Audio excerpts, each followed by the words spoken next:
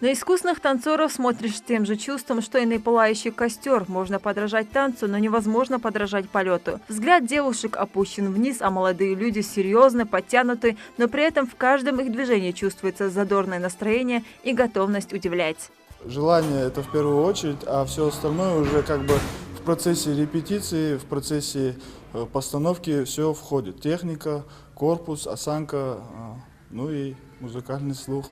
Огромному желанию заниматься любимым делом, упорству и выносливости танцоров можно позавидовать. Без этого невозможно было бы достичь таких успехов и встать наравне с выдающимися ансамблями России. Сегодня творческая группа своего рода – визитная карточка нашей республики, один из ведущих танцевальных коллективов Северного Кавказа. На сцене он воплощает старинные горские традиции и обычаи.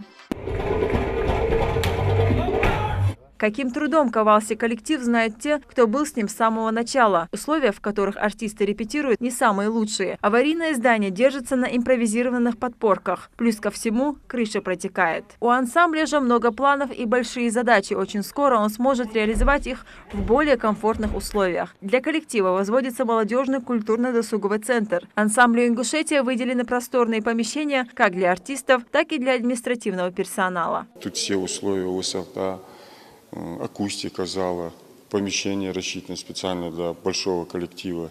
Зеркала, станки будут устанавливаться. Здесь будет покрываться балетный пол, специализированное специальное покрытие для пола. Здесь будет оркестр находиться. У национального ансамбля появится не только 2 просторных репетиционных зала, но и душевая, гримерная, а также швейная мастерская. Здесь будет женская половина находиться, мужская половина внизу будет находиться. В то время, когда ансамбль работает над постановочным процессом, 2 зала необходимо. Одна часть группы учит определенно одни движения, комплекс движений, другая группа другие движения. Тут будут и трюкачи заниматься, здесь будет и студия наша заниматься, детская студия госансамбля «Ингушетия». Для них тут предназначено. И раздевалки, все условия здесь есть. Сдать в эксплуатацию новое здание власти Ингушетии намерены до конца месяца. Возведение трехэтажного центра было начато в октябре прошлого года. Темпы строительства работ ускорили и выполнены с опережением установленного графика. Сейчас остались лишь некоторые штрихи. Планировалось сдать объект в декабре, но мы думаем, что еще раньше сдадим. Единственное, у нас осталось завести сейчас инвентарь, мебель.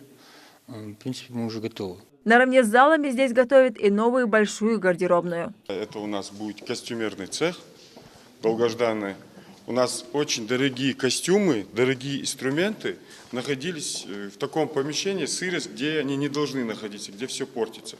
Вот тут в данное время вы видите большое, хорошее помещение. У нас будут тут специальные вешалки на колесах, стеллажи будут, шкафчики будут индивидуальные для каждого исполнителя, и костюмы будут находиться в хорошем помещении.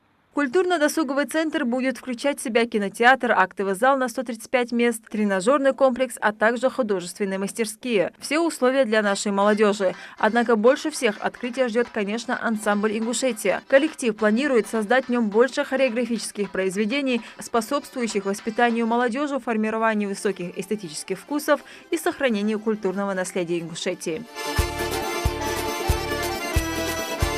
Лейла Гайсанова, Амина Бокова. Новости 24.